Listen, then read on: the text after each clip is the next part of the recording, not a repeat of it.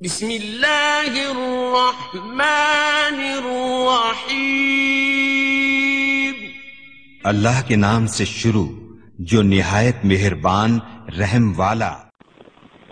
پیام لے کے جو آئے صبح مدینے سے، مریض عشق کی لائی دوا مدینے سے۔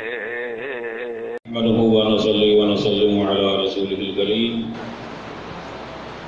أما بعد فأعوذ بالله من الشيطان الرجيم، بسم الله الرحمن الرحيم، فلي الصلاة والسلام عليك يا سيدي يا رسول الله، الصلاة والسلام عليك يا سيدي يا رسول الله، وعلى آلك وأصحابك يا سيدي يا حبيب الله، وعلى آلك وأصحابك يا سيدي يا حبيب الله۔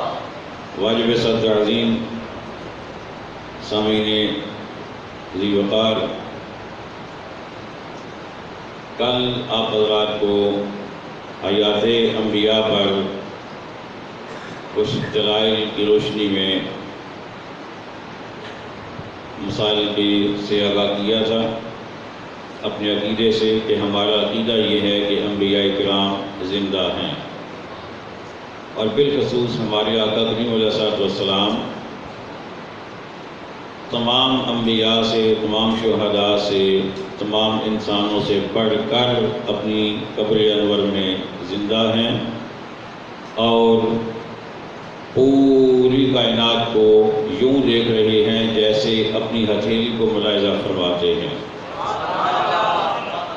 اور جب چاہیں جس غلام پہ چاہیں کرم فرماتے ہیں۔ کل کی گفتگو میں نے ایک جملہ یہ کہا تھا، آقا علیہ السلام کی حیات طیبہ کو ثابت کرنے کے لیے کہ شہید بھی زندہ ہے، لیکن نبی کی زندگی شہید کی زندگی سے اعلیٰ اور بالا ہوتی ہے، یاد ہے آپ کو؟ اور دلیل کے طور پر یہ بات میں نے کہی تھی کہ شہید کی شہادت کے بعد اس کی بیوی عدت گزارنے کے بعد کہیں اور نکاح کرنا چاہے تو اسلام کی طرف سے اسے نکاح کرنے کی اجازت ہے، لیکن نبی کی وفات کے بعد نبی کی بیوی کو کہیں اور نکاح کرنے کی اجازت نہیں ہے، اس لیے کہ نبی زندہ ہیں اور زندہ کی بیوی کہیں اور نکاح نہیں کر سکتی۔ باقی دلائل بھی تھے، اور ایک دلیل یہ بھی تھی، یہ جو دلیل تھی اس پر ایک دوست کو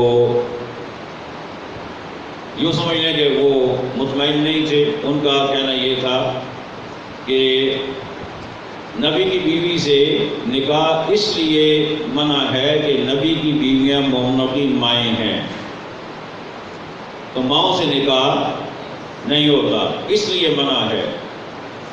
تو میں نے یہ گزارش کی تھی کہ یہ بات بھی اپنی جگہ بالکل حق ہے کہ نبی کی بیوی سے نکاح اس لیے نہیں ہو سکتا کہ نبی کی بیویاں مومنوں کی مائیں ہیں، اور دوسری وجہ جو ہے جو میں نے بیان کی کہ نبی چونکہ زندہ ہیں اس لیے نبی کی بیوی سے نکاح نہیں ہو سکتا، تو یہ دونوں وجوہات ہمارے علماء نے بیان فرمائی ہیں۔ تو اس سلسلے میں آج یہ کوشش کر کے کچھ بکس لے آیا ہوں تاکہ اس جملے کو میں تھوڑا اور واضح کر دوں، اس لیے کہ ویڈیو بھی بنتی ہے اور یہ نیٹ پہ بھی جاتی ہے، اور آپ کے پاس بھی اگر آپ کو شوق ہوا تو یہ آپ تک پہنچے گی۔ تو ممکن ہے جس طرح اس میرے بھائی کو یہ تھوڑا سا اس مسئلے میں یا اس جملے میں اختلاف ہوا، کہ کسی اور کو بھی اختلاف ہو کہ جی یہ تو غلط ہو گیا، تو تاکہ جو ریکارڈنگ میں یہ چیز آ جائے اور اس کے دلائل آ جائیں، تاکہ پتہ چل جائے کہ یہ جملہ ہمارے علماء ہی نے لکھا ہے اور یہ جملہ درست ہے، اس میں کوئی حرج نہیں ہے۔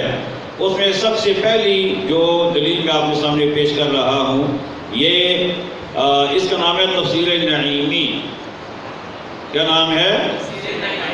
اور جو مدارس کے طلباء ہیں جو ذوق رکھتے ہیں پڑھنے کا وہ یقیناً جانتے ہوں گے مفتی احمد یار خان صاحب نعیمی رحمۃ اللہ تعالی. ان کا مرتبہ ان کا مقام ہمارے مسلک میں کیا ہے آپ لوگ بخوبی جانتے ہوں گے. تو انہوں نے یہ جلد 2 ہے اس کی اور اس کا صفحہ نمبر 91 ہے. اس پر وہ لکھتے ہیں کہ تیسرے زندگی حکمی جو دیکھنے میں نہ آئے، یعنی زندگی کی اقسام بیان کر رہے ہیں. پہلے 2 قسمیں بیان کر چکے ہیں، اب تیسری جو زندگی کی قسم ہے اس کا بیان شروع ہے. تو کہتے ہیں کہ تیسری زندگی وہ ہے جو حکمی ہے، دیکھنے میں نہیں آتی لیکن اللہ نے کہا ہے لہذا بولیے نا، یہ سمجھ آتی ہے، اسے کہتے ہیں حکمی.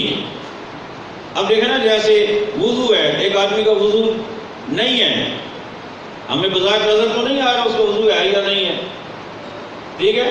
شریعت نے کہہ دیا کہ خون نکل کے چل پڑے تو وضو نہیں ہے، بظاہر تو ہمیں نظر نہیں آ رہا اس کا وضو ہے یا نہیں. تو یہ حکمی اور حقیقی کا فرق ہوتا ہے. تو تیسری زندگی فرماتے ہیں حکمی ہے جو دیکھنے میں نہ آئے مگر اس پر زندگی کے بہت سے احکام جاری ہوں. کہ زندگی دیکھنے میں اگرچہ نہیں آتی لیکن زندگی والے جو حکم ہیں وہ اس پر لاگو ہوتے ہیں. جیسے انبیاء کرام کی وفات کہ اس پر بہت سے زندگی کے احکام شرعیہ جاری ہیں. مثلا میراث تقسیم نہ ہونا، انبیاء کی وراثت تقسیم نہیں ہوتی اس لیے کہ انبیاء مجھے بولیے زندہ ہیں. اور دوسرا، اور ان کی بیویوں کا اوروں سے نکاح نہ کرنا. کیا وجہ کیوں اوروں سے نکاح نہ کرنا؟ بولیے اس لیے کہ نبی زندہ ہیں. تو یہ وہ بات تھی جو میں نے کل بیان کی تھی. مفتی احمد یار خان صاحب نعیمی رحمۃ اللہ تعالیٰ نے اس کو لکھا ہے. اس کے بعد یہ کتاب ہے، اس کا نام ہے ذکر جمیل. اور یہ بھی جو مدارس کے طلبہ ہیں جو پڑھنے کا ذوق رکھتے ہیں وہ اس کو جانتے ہوں گے. ٹی وی پر اکثر آپ نے ایک نام دیکھا سنا ہوگا ایک شخصیت کو، حضرت علامہ کوکب نورانی کوکاڑوی. کس کس نے دیکھا ہوا ہے انہیں؟ کون کون جانتے ہیں؟ ان کے والد گرامی کا نام کیا تھا؟ حضرت مولانا محمد شفیع کوکاڑوی صاحب رحمۃ اللہ تعالی. یہ ان کی لکھی ہوئی کتاب ہے. ہمارے مسلک کا ایک بہت بڑا نام ہے، ان کی لکھی ہوئی کتاب ہے. اس میں انہوں نے حیات انبیاء پر گفتگو کرتے ہوئے تفسیر مظہری کے حوالے سے لکھا ہے. وہ فرماتے ہیں کہ بل حیات الانبیاء اقوا منہم، کہ انبیاء کی زندگی شہداء کی زندگی سے زیادہ قوی ہے. واشد ظہوراً آثارها فی الخارج، اور خارج میں ظہور میں اس کے جو نشانات ہیں جو علامات ہیں وہ زیادہ واضح ہیں. حتیٰ یہاں تک کہ آگے پھر اس کی وہ علامات بیان کریں کہ کیا علامات ہیں نبی کی زندگی اقوا ہونے کی. تو وہ فرماتے ہیں لا یجوز النکاح بازواج النبی صلی اللہ علیہ وسلم بعد وفاتہ بخلاف الشہداء والصدیقین ایضا. فرماتے ہیں اس کی دلیل یہ ہے کہ نبی کی وفات کے بعد نبی کی بیویوں سے نکاح نہیں کیا جا سکتا، حالانکہ شہید کی شہادت کے بعد اس کی بیوی سے نکاح کیا جا سکتا ہے. شہید کی شہادت کے بعد اس کی بیوی سے جب اس کی عدت پوری ہو جائے تو نکاح جائز ہے. لیکن یہ لکھ رہے ہیں کہ نبی کی وفات کے بعد نبی کی بیوی سے نکاح جائز نہیں ہے. تو یہ حیات انبیاء پر دلیل انہوں نے بھی اسی کو بنایا ہے. اور اسی کتاب کا یہ پیج نمبر 52 تھا اور اس میں پیج نمبر 54 پہ انہوں نے حضرت علامہ قسطلانی شارح صحیح بخاری رحمۃ اللہ تعالی کے حوالے سے زرقانی علی المواہب کے حوالے سے یہ کتاب کا نام ہے. تو اس میں بھی انہوں نے لکھا کہ وَلِهَذَا قِيلَ لَا عِدَّةَ عَلَىٰ أَزْوَاجِهِ وَقَدْ ثَبَتَ أَنَّ الْأَنْبِيَاءَ يَحُجُّونَ وَيُلَبُّونَ فرماتے ہیں کہ اور یہ بھی کہا گیا کہ نبی کی بیوی پر اس کی وفات کے بعد، یعنی نبی کی وفات کے بعد نبی کی بیوی پر عدت نہیں ہے۔ عدت کس کی ہوتی ہے؟ جس کا خامن فوت ہو جائے، عدت اس کی ہوتی ہے۔ تو نبی کی بیوی پر عدت نہیں ہے، اس لیے کہ نبی زندہ ہیں، نبی زندہ ہیں۔ اور آگے انہوں نے ایک اور بات بھی کہا تھی، وہ کہتے ہیں کہ یہ بھی ثابت ہے کہ نبی اب بھی حج بھی کرتے ہیں اور تلبیہ بھی کہتے ہیں، اور یہ باقاعدہ حدیثوں میں موجود ہے کہ نبی جو ہیں وہ باقاعدہ حج کرتے ہیں اور نماز پڑھتے ہیں۔ اور یہ بھی موجود ہے کتابوں میں کہ انبیاء جو ہیں انہیں اپنی قبور میں رزق دیا جاتا ہے۔ آقا کریم علیہ السلام نے ارشاد فرمایا تھا کہ میرے غلاموں جمعہ کے دن میرے اوپر کثرت سے درود پڑھا کرو، اس لیے کہ تمہارا درود مجھ تک پہنچایا جاتا ہے اور شہادت دی جاتی ہے، فرشتے پہنچاتے ہیں۔ تو صحابہ کرام نے عرض کیا کملی والے کا جب آپ بوسیدہ ہو جائیں گے، قد ارمتا کہ جب آپ کو ہم قبر کے حوالے کر دیں گے، اور عام جو روٹین ہے کہ بندہ قبر میں جب جاتا ہے تو اس کا جسم خستہ ہو جاتا ہے، تو اگر آپ جب آپ کے ساتھ ایسا ہو گیا تو پھر ہم درود پڑھیں گے تو وہ کہاں پہنچے گا؟ آپ تو ہوں گے نہیں۔